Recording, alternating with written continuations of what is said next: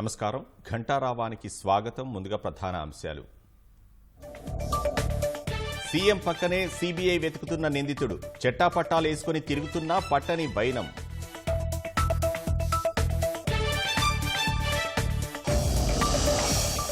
ముఖ్య నేత తమ్ముడి చేతిలోనే ఇసుక దందా, అంజిరెడ్డి అండతో అడ్డు అదుపు లేకుండా తవ్వకాలు.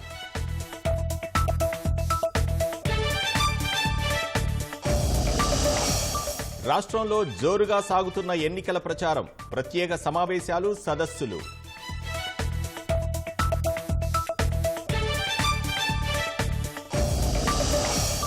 ఆస్పత్రుల్లో భోజనం పెట్టేవారికి సర్కార్ బకాయిలు, నాసిరకం భోజనంతోనే పొట్ట నింపుకుంటున్న రోగులు.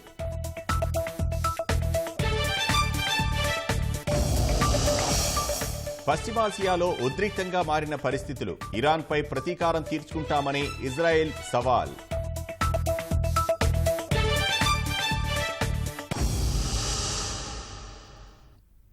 సీబీఐ వెతుకుతున్న ఓ నిందితుడిని సాక్షాత్తు సీఎం జగన్ వెంట పెట్టుకుని తిరగడం తీవ్ర కలకలం రేపుతోంది. న్యాయమూర్తులపై అసభ్య పదజాలంతో దూషించిన కేసులో రెండో నిందితుడు మణి మేమంతా సిద్ధం సభల్లో పాల్గొంటున్నారు. నెల్లూరు జిల్లాలోనూ వైకాపా ఎంపీ అభ్యర్థి విజయసాయిరెడ్డి తరఫున మణి ఎన్నికల ప్రచారం నిర్వహిస్తున్నారు. మణి అమెరికాలో ఉన్నారని, ఇంటర్పోల్ సహకారం తీసుకుంటున్నామని కోర్టుకు చెప్పిన సీబీఐ ఇప్పుడు ఎదురుగా తిరుగుతున్నా పట్టించుకోకపోవడంపై విమర్శలు వెల్లువెత్తుతున్నాయి. సుప్రీంకోర్టు, ఆంధ్రప్రదేశ్ హైకోర్టు న్యాయమూర్తులు న్యాయ వ్యవస్థను అసభ్యకరంగా దూషిస్తూ, కించపరుస్తూ సామాజిక మాధ్యమాల్లో పోస్టులు పెట్టిన కేసులో రెండో నిందితుడైన మణి అన్నపురెడ్డి సీఎం జగన్ సిద్ధం సభల్లో దర్జాగా పాల్గొంటున్నారు. ఇటీవల వరకు అమెరికాలో ఉన్న ఆయన ప్రస్తుతం స్వదేశానికి తిరిగొచ్చి నెల్లూరు వైకాపా ఎంపీ అభ్యర్థి విజయసాయిరెడ్డి తరపున విస్తృతంగా ప్రచారం చేస్తున్నారు. మణి అన్నపురెడ్డి కోసం సీబీఐ వెతుకుతుంటే ఆయన ఏకంగా సీఎం జగన్, రాజ్యసభ ఎంపీ విజయసాయిరెడ్డితో కలిసి కులాసాగా ఫోటోలు దిగుతున్నారు. న్యాయమూర్తుల్ని అత్యంత హేయమైన భాషలో దూషిస్తూ, వారికి దురుద్దేశాలు ఆపాదిస్తూ సామాజిక మాధ్యమాల్లో పోస్టులు పెట్టినందుకు గాను ఏపీ హైకోర్టు ఆదేశాల మేరకు 2020 నవంబర్లో మణి అన్నపురెడ్డితో పాటు మొత్తం 17 మందిపై సీబీఐ కేసు నమోదు చేసింది. వీరిలో కొంతమందిని అరెస్టు చేసింది. మణి అమెరికాలో ఉన్నట్లు గుర్తించి ఆయన అరెస్టు కోసం సంబంధిత న్యాయస్థానం నుంచి వారెంటు సైతం తీసుకుంది. మణిని అరెస్టు చేసేందుకు mutual legal assistance treaty, interpole సహకారం కూడా తీసుకుంటున్నామని సీబీఐ అధికారులు హైకోర్టుకు చెప్పారు. ఆయనపై బ్లూ నోటీసు జారీ చేశామన్నారు. అలాంటి నిందితుడు అమెరికా నుంచి దర్జాగా స్వదేశానికొచ్చి బహిరంగంగా ఎన్నికల ప్రచారంలో పాల్గొంటుంటే సీబీఐకి ఎందుకు కనిపించదు? ఎందుకు అరెస్టు చెయ్యట్లేదనే ప్రశ్నలు తలెత్తుతున్నాయి. సామాజిక మాధ్యమాల్లో న్యాయమూర్తుల్ని దూషిస్తూ పోస్టులు పెట్టిన మణి అన్నపురెడ్డి సీబీఐ కేసుతో ఆ ఖాతాలన్నింటినీ తొలగించేశారు. ప్రస్తుతం శివ అన్నపురెడ్డి పేరుతో ఫేస్బుక్ ఖాతా కొనసాగిస్తున్నారు. ఈ ఏడాది ఫిబ్రవరి 14న రాష్ట్రానికొచ్చినట్లు అందులో పోస్ట్ చేశారు. ఈ 6న నెల్లూరు జిల్లా కావలిలో సీఎం జగన్ పాల్గొన్న మేమంతా సిద్ధం సభకు హాజరైన Mani Annapureddy alias Siva Annapureddy dais pass పెట్టుకుని ఏకంగా ర్యాంపుపై తిరిగారు. అక్కడ తీసుకున్న ఫోటోల్ని మేమంతా సిద్ధమంటూ ఫేస్బుక్ లో పెట్టారు. సీఎం జగన్ చేతిలో చెయ్యేసి నెల్లూరు ఎంపీ వైకాపా అభ్యర్థి విజయసాయిరెడ్డితో కలిసి ఆయన తీసుకున్న ఫోటోను అదే రోజు ఫేస్బుక్ లో పోస్ట్ చేశారు. వైకాపా యూఎస్ఏ కన్వీనర్ గా బాధ్యతలు నిర్వహిస్తున్నట్లు తన ఫేస్బుక్ బయోలో రాసుకున్నారు. ఫేస్బుక్ లో మణి అన్నపురెడ్డి గతంలో బట్టతల, చిన్న మీసం, ఫ్రెంచ్ కట్ గడ్డంతో కనిపించేవారు. తాజాగా గుండు, పెద్ద మీసాలతో కనిపిస్తున్నారు. పేరు, రూపం రెండూ మార్చేస్తే ఉనికి చిక్కకుండా ఉంటుందనే ఎత్తుగడతోనే ఇలా చేసినట్లు తెలుస్తోంది.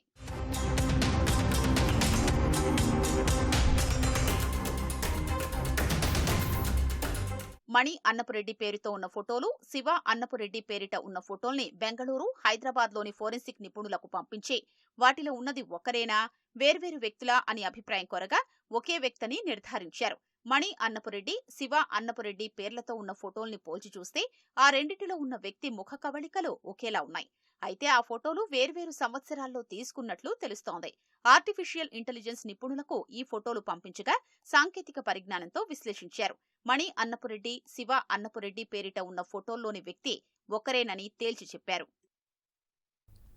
సీఎం జగన్ మేమంతా సిద్ధం పేరిట నిర్వహిస్తున్న సభలకు ప్రజలు సిద్ధంగా లేమంటున్నారు. కృష్ణా జిల్లా గుడివాడలో సీఎం జగన్ నిర్వహించిన మేమంతా సిద్ధం సభకు ప్రజాదరణ కరువైంది. బస్సులు పెట్టినా, వైద్యం తాగించినా, మనిషికి 300 ఇచ్చినా ఫలితం దక్కలేదు. జగన్కి గాయమైన తర్వాత నిర్వహిస్తున్న సానుభూతి వస్తుందని భావించారు. కానీ ఎక్కడా స్పందన కనిపించలేదు. వచ్చిన వారు కాస్త సభ ప్రారంభమైన వెంటనే అక్కడి నుంచి వెనుదిరిగారు.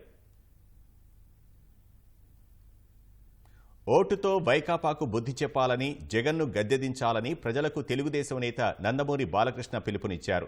అరాచకం కావాలా, అభివృద్ధి కావాలా, సమర్థ పాలన కావాలా, రాక్షస రాజ్యం, చీకటి పాలన కావాలా అన్న విషయాన్ని నిర్ణయించుకోవాలన్నారు. స్వర్ణాంధ సాకార యాత్రలో భాగంగా కర్నూలులో పర్యటించారు. దళితులకు అండగా ఉంటానంటూనే వారి చావులకు జగన్ కారణమయ్యారని బాలకృష్ణ మండిపడ్డారు. 5 ఏళ్ల పాలనలో వైకాపా ప్రభుత్వం 12 లక్షల కోట్ల రూపాయలు అప్పు చేసిందని విమర్శించారు. జగన్ ఏమంటున్నాడు? అన్ని కలుబుల్లి కబుర్లే, మాటల మాంత్రికుడు, నేను మాట తప్పనని మరి రాష్ట్రాన్ని ఎంత మంటగలు వేశాడు, మరి అందరూ మెడలు విరిచేశాడు. జగన్ అన్నట్టు జలగలా పీడిస్తున్నాడు. న్యాయం చేస్తానని నయవంచకుడిగా తయారని జగన్ శిశుపాలుడికి ఎలా 100 తప్పులు నిండితే గాని అతనికి సరైన శిక్ష పడలేదో అలాగే వాళ్ళ 100 కాదు కదా, 100 దాటిపోయాయి. ఈ యొక్క తన విధానాల్ని, ప్రభుత్వ విధానాల్ని ప్రశ్నిస్తే వాళ్ళు భయోందనలకు గురి చేయడం, లేకపోతే హత్య కూడా చేస్తున్నాడు. నేను ఒక్కడినే అంటాడు. ఒక్కడి వెళ్ళవుతావు, నిన్ను నువ్వు ఒక్కడిని చేసుకున్నావు. అక్కని తల్లిని చెల్లిని ఇంటి నుంచి తరిమేశాడు. తన బాబాయిని హత్య చేసిన నిందితుల్ని కాపాడుతూ చెల్లికి ద్రోహం చేశాడు. ఈ అరాచక ప్రభుత్వం మరి ఇలా పడిపోయే ఈ యొక్క సమయం, ఈ యొక్క ఏదో ఒక ఎన్నికల సుమాయి రాబోతుందని మీరందరూ ఐక్యంగా ఉండి రేపు వైకాపాని ఓడించాలని సందర్భంగా మీ అందరికీ తెలియజేసుకుంటున్నాను. విజయనగరం జిల్లా రాజాంలో చంద్రబాబు నిర్వహించిన ప్రజాగాళం సభకు విశేష స్పందన లభించింది. సభకొచ్చిన ప్రతి ఒక్కరూ చంద్రబాబు ప్రకటించి పథకాలు అమలు చేస్తారనే నమ్మకం ఉందని తెలిపారు. కొండ్రు మురళితోనే నియోజకవర్గం అభివృద్ధి సాధ్యమవుతోందన్నారు. చంద్రబాబు గారు ఇచ్చిన హామీలు రేపు ఆయన ముఖ్యమంత్రి అయిన వెంటనే ఖచ్చితంగా నెరవేరుస్తారని మేము ఎక్స్పెక్ట్ చేస్తున్నాం. ఎందుకంటే ఆయన మాట తప్పని వ్యక్తి. ఆయన హామీ ఇచ్చారంటే ఆ హామీకి కట్టుబడతారు. ఏదైతే చెప్పారో అదే చేస్తారని కూడా మేము గట్టిగా నమ్ముతున్నాం. చంద్రబాబు నాయుడు రావాలి, పేద ప్రజలు బాగుపడాలి, సైకో పోవాలి, సైకిల్ రావాలి. మా క్లారిటీ ఉంది కాబట్టి బాబు గారు వెంట మేము అంతమందిని తిరుగుతున్నాం. బాబు గారి కోసం మేము ఏదైనా చేయడానికి సిద్ధంగా ఉన్నాం. బాబు వెంట తిరిగితే ప్రయోజనం ఉంది. బాబు మాకు ఇచ్చేస్తాడు. మాకు కోండ్ర మురళి గారు వస్తారు, బాబు గారు సీఎం అవుతారు, అతను మినిస్టర్ అవుతాడు. హామీలు అయితే సూపర్ 6 పథకాలు చాలా బాగున్నాయి. మహిళలకైతే 18 సంవత్సరాల నుంచి 59 సంవత్సరాలు ఉన్న మహిళలకు అకౌంట్ లో నేరుగా 1500 అయితేనేమి, మరి తల్లికి వందనం అనే పేరిట మరి ఎంతమంది పిల్లలు ఉన్నా సరే 15,000 ఇవ్వడం జరుగుతుంది. ఉచిత బస్సు ప్రయాణం, టికెట్ లేని ప్రయాణం, జిల్లాలో ఎక్కడికైనా వెళ్ళడానికి, మరి కన్నారింటికి వెళ్ళాలన్నా, అత్తారింటికి వెళ్ళాలన్నా, మరి తన భర్తను డబ్బులు అడగకుండానే మన చంద్రన్న నేరుగా వాళ్ళకి డబ్బులు ఇచ్చి ఉచితంగా మరి చంద్రన్నే డ్రైవర్ గా మరి మహిళలను తీసుకెళ్లడం మాకు చాలా సంతోషంగా ఉంది. మరి 3 గ్యాస్ బండ్లు, సంవత్సరానికి 3 గ్యాస్ బండ్లు ఇవ్వడం జరుగుతుంది.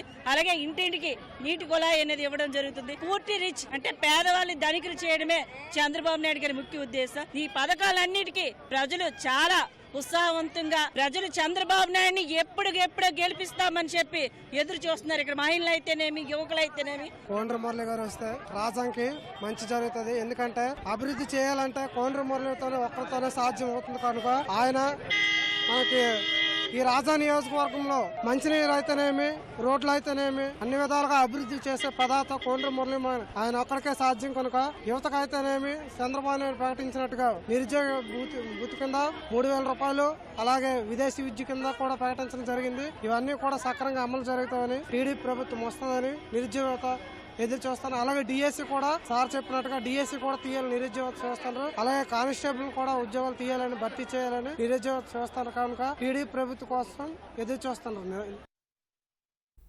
ఎన్నికల్లో వాలంటీర్లను పార్టీ కార్యకర్తల్లా వాడుకునేందుకు వైకాపా నేతలు విశ్వప్రయత్నాలు చేస్తున్నారు. పార్వతీపురం, కోనసీమ జిల్లాల్లోని వాలంటీర్లతో రాజీనామాలు చేయిస్తున్నారు. పార్వతీపురం జిల్లా పాలకొండలో 150 మంది వాలంటీర్లు ఉండగా 96 మందితో రాజీనామా చేయించారు. కోనసీమ జిల్లా మండపేటలో ఎమ్మెల్సీ తోట త్రిమూర్తులు సమావేశం నిర్వహించి 1200 మందితో రాజీనామా చేయించారు.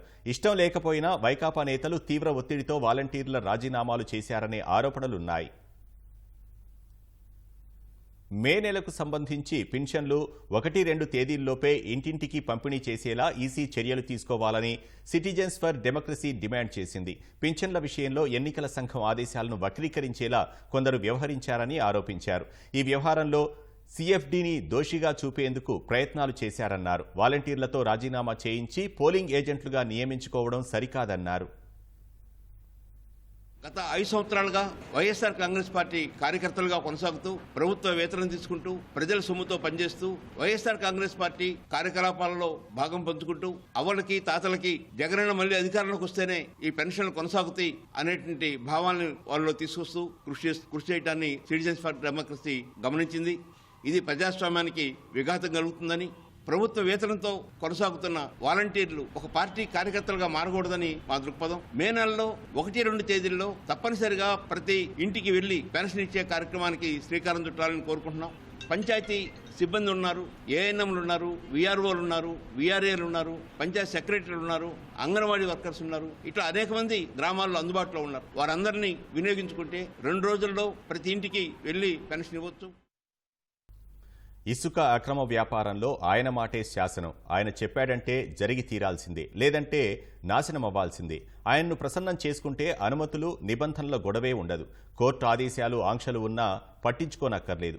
ఎక్కడైనా ఇసుక తవ్వుకోండి, ఇష్టం వచ్చిన ధరకు అమ్ముకోండి, ఎవరూ అడ్డుకోరు, ఎవరైనా ఆపితే నా పేరు చెప్పండి అని అభయం ఇస్తాడు.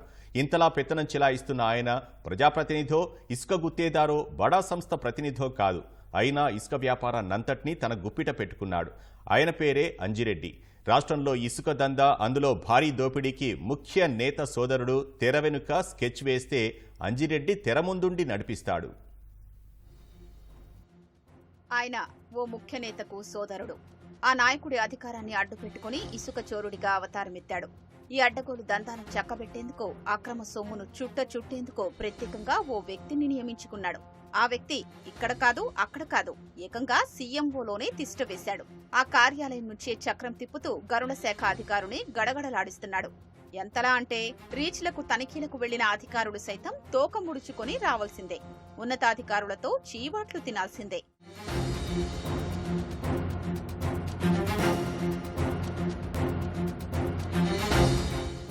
రాష్ట్రంలో ఇసుక తవ్వకాలు, విక్రయాలకు 2021 మే నుంచి జేపీ సంస్థ పేరిట చెన్నై మైనింగ్ వ్యాపారికి చెందిన టర్న్ కీ సంస్థ ఉపగుత్తేదారుగా వ్యవహరించింది. అది ప్రభుత్వ పెద్దలకు భారీగా కప్పం కడుతూ అడ్డగోలుగా దోచేసింది. ఈ క్రమంలో ఇసుక నుంచి భారీగా డబ్బులు పిండుకోవాలని ముఖ్య నేత సోదరుడు పన్నాగం పన్నాడు. అందుకు పాచిక వేసి ప్రణాళిక రూపొందించాడు. ఈ వ్యవహారాన్ని చక్కబెట్టి దాని ద్వారా వచ్చే అక్రమ సొమ్మును దండుకోవడానికి ప్రత్యేకంగా అంజిరెడ్డి అనే వ్యక్తిని నియమించుకున్నాడు. రాష్ట్రంలోని ఇసుక వ్యాపారులంతా ఆయన చెప్పినట్లు నడుచుకోవాల్సిందే. ఇంకా జిల్లాల వారీగా వైకాపా కీలక నేతలు, ప్రజా ప్రతినిధుల బంధువులు, అనుయాయులకు ఇసుక తవ్వకాల్ని కట్టబెట్టి అడ్డగోలు దోపిడీకి తెరలేపారు. వాస్తవానికి 2023 మే నెలతోనే జేపీ సంస్థ టెండర్ ముగిసింది. అయినా నవంబర్ వరకు దాని పేరిటనే బిల్లులు జారీ చేస్తూ వచ్చారు. అయితే గత డిసెంబర్ నుంచి వేరే 2 సంస్థలు ఇసుక టెండర్ను దక్కించుకున్నట్లు రికార్డుల్లో చూపారు. కానీ కప్పమంతా వెళ్లేది ముఖ్య నేత సోదరుడి చెంతకే. ఆయన సూచనలతోనే అంజిరెడ్డి ఈ అక్రమ వ్యవహారాన్నంతా తానై చూసుకుంటున్నాడు.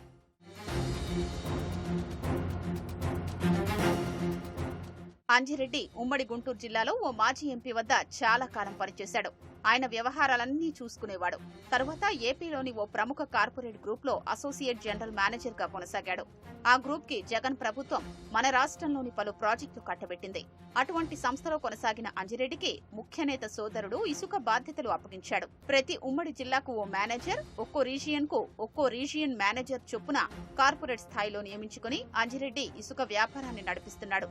ఇలా ఇసుక అక్రమ దందాలో ముఖ్య నాయకుడు అంజిరెడ్డిని అడ్డుపెట్టుకుని ప్రతి నెలా కోట్లు సంపాదిస్తూ సహజ వనరుల్ని విధ్వంసం చేస్తున్నాడు. అంజిరెడ్డి నిత్యం ముఖ్యమంత్రి కార్యాలయంలోనే ఉంటూ హల్చల్ చేస్తుంటాడు. సీఎం క్యాంపు కార్యాలయంలోని ఓ కీలక అధికారితో అంజిరెడ్డి భేటీ అయ్యాడంటే చాలు మిగిలిన వారు ఎంతసేపైనా బయట వేచి ఉండాల్సిందే. జిల్లాల్లో ఇసుక తవ్వకాలపై ఎవరైనా ప్రశ్నించినా, పర్యావరణ అనుమతుల గురించి అడిగినా వెంటనే సీఎంఓ నుంచి నేరుగా సంబంధిత అధికారులకు ఫోన్లు వెడతాయి.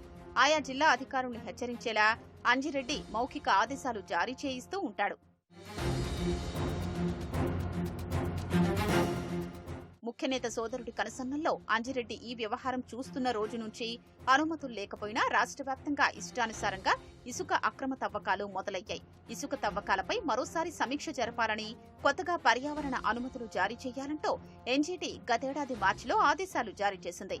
దీంతో రాష్ట్రంలోని 110 రీచుల్లో తక్షణమే ఇసుక తవ్వకాలు ఆపేయాలంటూ గతేడాది ఏప్రిల్లో రాష్ట్ర స్థాయి పర్యావరణ ప్రభావ మదింపు సంస్థ ఇసుక గుత్తేదారు జేపీ సంస్థకు గనుల శాఖకు ఆదేశాలు ఇచ్చింది. అయినా అంజిరెడ్డి ఎక్కడా ఇసుక తవ్వకాలు ఆపలేదు. సియా అటువంటి ఆదేశాలు ఇచ్చినట్లు కూడా బయటకు పొక్కకుండా చూశాడు. చివరకు సుప్రీంకోర్టులో దీనిపై విచారణ సందర్భంగా సియా ఆదేశాల గురించి వెలుగులోకొచ్చింది. సుప్రీంకోర్టు సైతం సియా ఆదేశాలనే పాటించాలని ఆదేశించింది. తరువాత కూడా తవ్వకాల్ని నిలిపేయకపోగా యథేచ్ఛగా కొనసాగించారు. కేవలం కూలీలతోనే ఇసుకను తవ్వాలన్న సియా నిబంధనల్ని సైతం తుంగలో తొక్కారు. పొక్లైన్లతో ఇసుకను తవ్వి లారీల్లో లోడ్ చేస్తూ వివిధ ప్రాంతాలకు తరలిస్తున్నారు. కలెక్టర్లు సహా గనుల శాఖ, రెవెన్యూ, ప్రత్యేక కార్యదళం, కాలుష్య నియంత్రణ మండలి తదితర శాఖల అధికారులకు ఈ అక్రమాల గురించి తెలిసినా అడ్డుకునే ప్రయత్నం చేయటం లేదు. అంజిరెడ్డి నేరుగా సీఎంఓ నుంచి ఫోన్ చేయించి ఒత్తిడి తీసుకొస్తారన్న గుబులుతోనే అధికారులు చర్యలకు వెనకడుగు వేస్తున్నారు. కృష్ణా జిల్లా రొయ్యూరు ఇసుక రీచ్లో కొందరు ఎటువంటి అనుమతులు లేకుండా ఇసుక తవ్వుతున్నారన్న సమాచారం మేరకు జిల్లా గనుల శాఖ అధికారులు కొన్ని నెలల క్రితం తనిఖీలకు వెళ్లారు. అక్కడే ఉన్న వైకాపా ఇసుకాసురులు వారిపై బెదిరింపులకు దిగారు. ఇక్కడికెందుకొచ్చారు? తనిఖీ చేయమని ఎవరు చెప్పారు? మీరొస్తున్నారన్న విషయం మీ శాఖ సంచాలకునికి తెలుసా?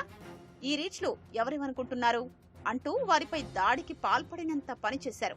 చేసేదేం లేక అధికారులు అక్కడి నుంచి వెనుదిరిగారు. దీనిపై గనుల శాఖ ఉన్నతాధికారులకు సమాచారం ఇచ్చినా వారి నుంచి ఎటువంటి ఉలుకు పలుకు లేదు. పల్నాడు జిల్లాలోని ఓ ఇసుక రీచ్లో అనుమతులు లేకుండా ఇసుక తవ్వకాలు జరుపుతున్నారని తెలియడంతో కొన్ని నెలల క్రితం ఎస్సీబీ ఎస్ఐ కానిస్టేబుళ్లు అడ్డుకునేందుకు వెళ్లారు. ఇసుక తవ్వే యంత్రాన్ని, లారీల్ని పట్టుకున్నారు. వెంటనే వారికి ఆ విభాగం ఉన్నతాధికారుల నుంచి ఫోన్లొచ్చాయి. ఎవరికి చెప్పి అక్కడికి తనిఖీలకు వెళ్లారు? అక్కడి నుంచి వెంటనే వెనక్కొచ్చేయండి అని హుకుం జారీ చేశారు. దీంతో వారు చేతులు ముడుచుకుని వెళ్లిపోక తప్పలేదు. గతేడాది జూన్, జూలై నెలల్లో కోనసీమ జిల్లాలోని గనుల శాఖ అధికారులు జొన్నాడ, ఓబుల్లంక రీచుల్లో తనిఖీలు చేసేందుకు వెళ్లారు. విషయం తెలుసుకున్న ఆ శాఖ ఉన్నతాధికారి ఆ అధికారులకు ఫోన్ చేసి వెంటనే వెనక్కొచ్చేయాలంటూ ఒత్తిడి చేశారు. కొన్ని నెలల క్రితం ఉమ్మడి తూర్పు, పశ్చిమ గోదావరి జిల్లాలో కృష్ణా, గుంటూరు జిల్లాల పరిధిలో ఎటువంటి అనుమతులు లేకుండా దర్జాగా ఇసుక తవ్వకాలు సాగాయి. ఇసుకను అక్రమంగా ఎందుకు తవ్వుతున్నారంటూ స్థానికులు ప్రశ్నిస్తే తాము సీఎంఓకు చెందిన వారమంటూ దర్జాగా చెబుతూ తమ దందాను యథేచ్ఛగా కొనసాగించారు. ఇలా ముఖ్యనేత సోదరుడి అండదండలతో అంజిరెడ్డి అంతా తానై అక్రమ ఇసుక తవ్వకాలు జరిపినా ఎవ్వరూ పట్టించుకోలేకపోయారు.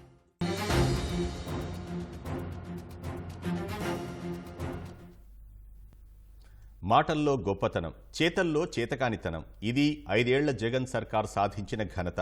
అందిన చోటల్లా అడ్డగోలుగా రుణాలు చేసి అప్పుల కుప్పగా చేసిన గుత్తేదారులకు బిల్లుల పెండింగ్తో పరువు తీశారు. చివరికి ఆస్పత్రుల్లో భోజనం పెట్టేవారికి కూడా బకాయి పడ్డారు. రోగుల బాగోగుల కోసం పట్టుమని 25 కోట్లు చెల్లించలేక చేతులెత్తేశారు. ఫలితంగా నాసిరకం భోజనంతో కడుపు నింపుకోవాల్సిన దుస్థితి రోగులది. వైకాపా సర్కారు ఆర్భాటంగా చెప్పుకునే సంక్షేమం అంతా డొల్లేనని తేటతెల్లమవుతోంది. సర్కారీ ఆస్పత్రుల్లో పరిస్థితులు ఈ దుస్థితిని కళ్లకు కడుతున్నాయి. 5 ఏళ్లలో ప్రభుత్వ ఆస్పత్రుల్లో కార్పొరేట్ తరహా సేవల్ని అందుబాటులోకి తెచ్చామని పదే పదే చెప్పే సీఎం జగన్ రోగుల సంక్షేమాన్ని గాలికి వదిలేశారు. వారికి నాణ్యమైన ఆహారం అందించడంలో దారుణంగా విఫలమయ్యారు. రాష్ట్రంలో వివిధ పనులు చేసిన గుత్తేదారులకు కోట్లలో బిల్లులు పెండింగ్ పెట్టిన సర్కారు అదే కోవలో ఆస్పత్రుల్లోని రోగులకు భోజనాలందిస్తున్న గుత్తేదారులకు కూడా ఏడాదిన్నరగా బిల్లులు చెల్లించడం లేదు. ఇవేవో 100,000 కోట్ల రూపాయలు ఉన్నాయంటే అదీ కాదు. అన్నీ కలిపి రాష్ట్ర వ్యాప్తంగా 25 కోట్లు మాత్రమే. ఇవి విడుదల చేయడానికి ముఖ్యమంత్రికి తీరిక లేకుండా పోయింది.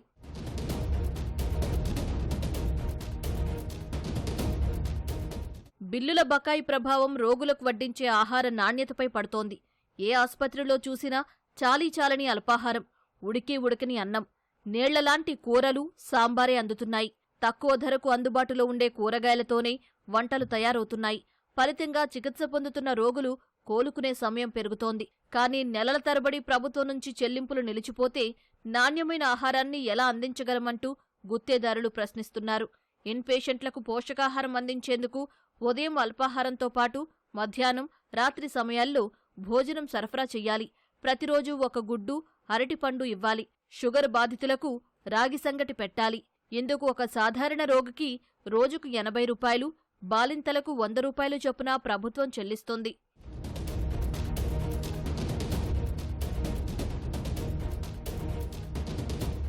మెనూ అమలుపై అధికారుల పర్యవేక్షణ కరువైంది.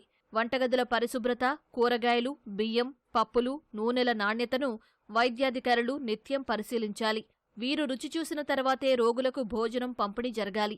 ఆచరణలో ఇవేవీ జరగడం లేదు. గుంటూరు జీజీహెచ్, తిరుపతి రుయా ఆసుపత్రి, నరసరావుపేట, పాడేరు, భీమవరం, అనకాపల్లిలోని జిల్లా ఆసుపత్రి, నర్సీపట్నం, గుడివాడ, బాపట్ల, చీరాల, జంగారెడ్డిగూడెం, చింతలపూడి ఆసుపత్రుల్లో నాణ్యమైన భోజనం అందడం లేదు. మచిలీపట్నం, విజయనగరం ప్రాంతీయ ఆసుపత్రి, ఏలూరులోని సర్వజన ఆసుపత్రి, అవనిగడ్డలోని సామాజిక ఆరోగ్య కేంద్రంలోనూ ఇదే పరిస్థితులు కనిపిస్తున్నాయి.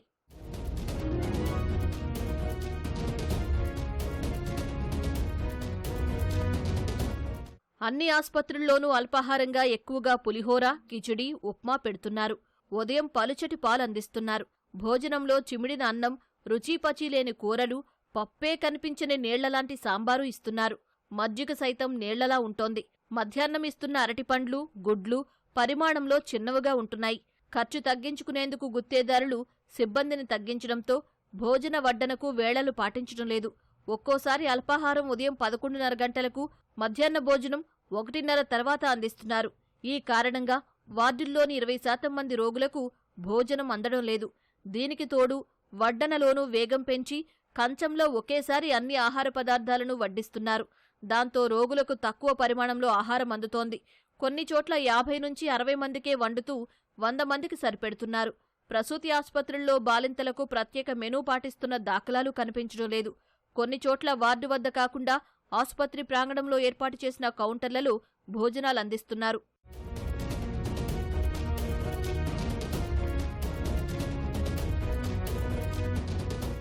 తిరుపతి రుయా ఆసుపత్రిలో డైట్ కాంట్రాక్టుకు ప్రభుత్వం 1,50,00,000 బకాయిలు రావాల్సి ఉంది. ఉమ్మడి పశ్చిమ గోదావరి జిల్లాలోని అన్ని ఆసుపత్రుల గుత్తేదారులందరికీ కలిపి 2 కోట్ల వరకు చెల్లింపులు జరగాల్సి ఉంది. మచిలీపట్నం సర్వజన ఆసుపత్రిలో వైకాపాకు చెందిన ఓ బడా గుత్తేదారు నుంచి సబ్ కాంట్రాక్టు తీసుకున్న ఉప గుత్తేదారుకు నెలకు 5 లక్షల వరకు ఖర్చవుతోంది. 2022 డిసెంబర్ నుంచి ఇప్పటి వరకు 70 లక్షల బిల్లులు పెండింగ్లో ఉన్నాయి. బంగారం అమ్మి అప్పులు తెచ్చి రోగుల ఆకలి తీరుస్తున్నానని 40 లక్షల వరకు అప్పులు చేసినట్లు సదరు గుత్తేదారు వాపోతున్నారు.